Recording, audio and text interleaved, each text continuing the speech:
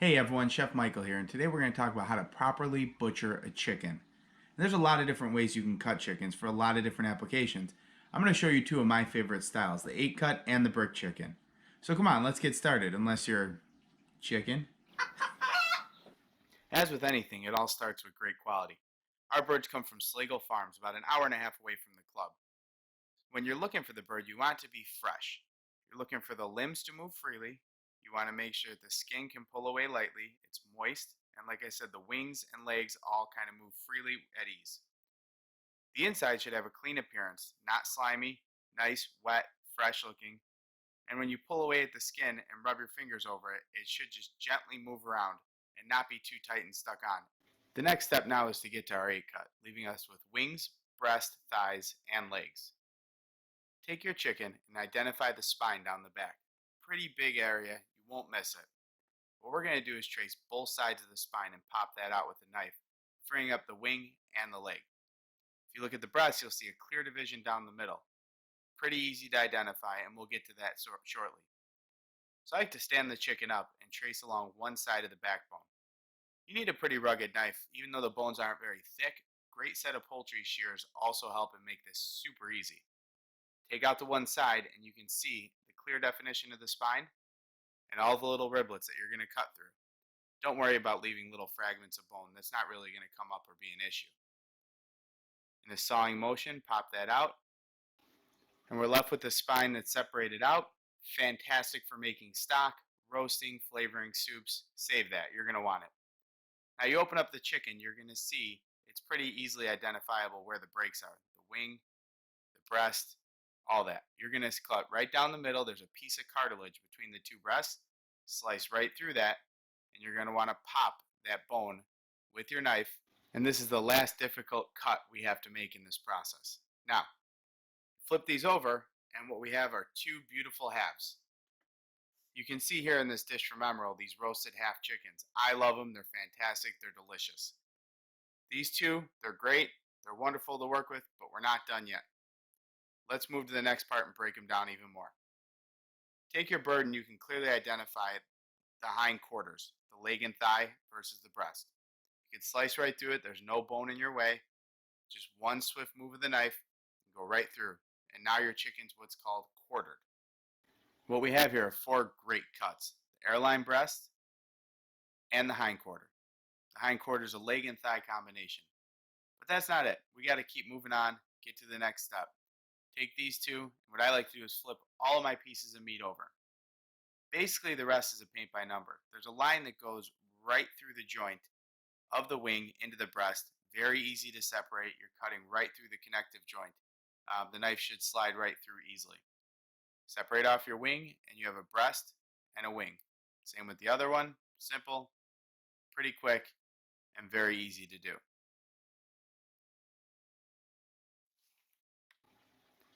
Now, cutting through the hindquarters can be intimidating to people.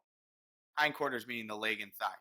There's a line that runs right up the middle of fat, and if you follow that line, you're going to cut right through the joint smooth as butter, separating that leg, leaving you a bone-in leg and a bone-in thigh. Very easy, very simple, very clean.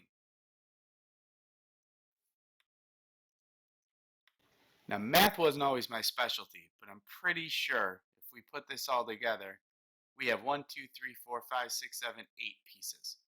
Easy, beautiful, hence the name 8 cut chicken. What we have here are 2 legs, 2 wings, 2 breasts, 2 thighs. Delicious, beautiful, ready to cook. Now next we're on to the brick chicken. Probably one of my favorites. Boneless, leg and thigh. The breast is boneless, and then we leave a part of the Frenched wing on. Now what that does is the addition of leaving the bone on helps keep the breast a little bit juicier, but you still get that great dark meat from the leg and thigh attached. And it cooks at a much more consistent temperature and time because the leg and thigh are boneless and so is the breast.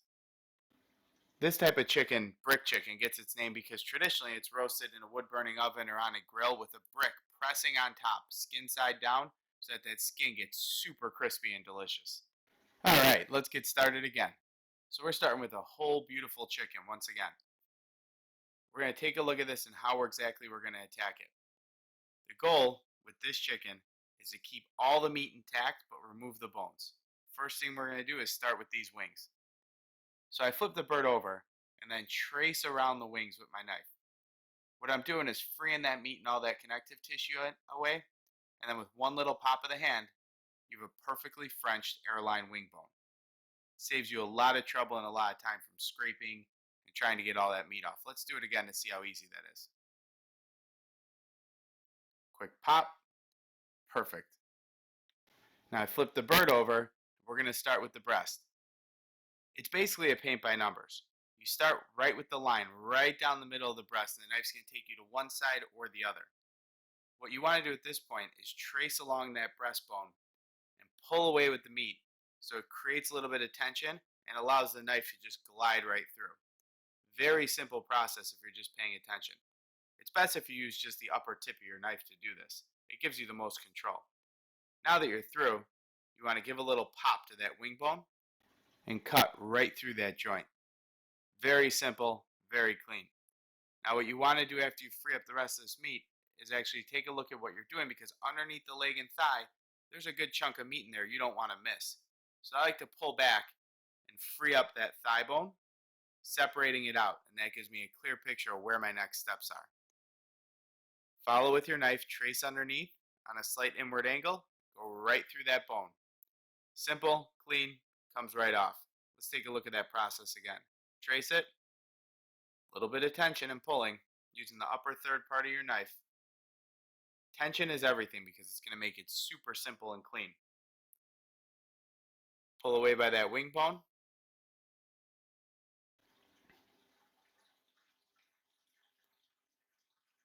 And pop that thigh again. Simple. Knife runs right through easily. No issues at all.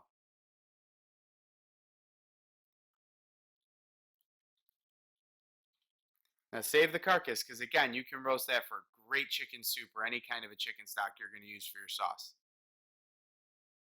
Once we have this half, as I think you've recognized before, we're going to take the leg and thigh and debone it completely, but leave it intact.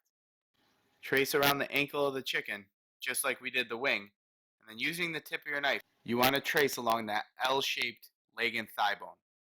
Once you get to this point and you trace it on both sides, the rest is pretty simple. You can go underneath with the knife or use your fingers to dig right in underneath and free that meat up. Remember, you can move this chicken around as many times as you want to make it easy and more approachable and have a better angle for yourself. Once I have that bone freed up, I'm going to pop right there, trace around the joint to get all that meat out, making sure I'm not leaving any little pieces of cartilage in there. And what I have here is a perfect halved brick chicken. No leg bone, no thigh bone, and an abundance of dark meat. Fantastic, easy to do. Let's do this again. So trace around the ankle of the chicken, just like you saw on the other one. Use the upper tip of your knife to trace along that leg and thigh bone, freeing up all that meat. You want to make sure that you get as much on there as you could. Use your fingers, separate that meat from the bone, identify that joint,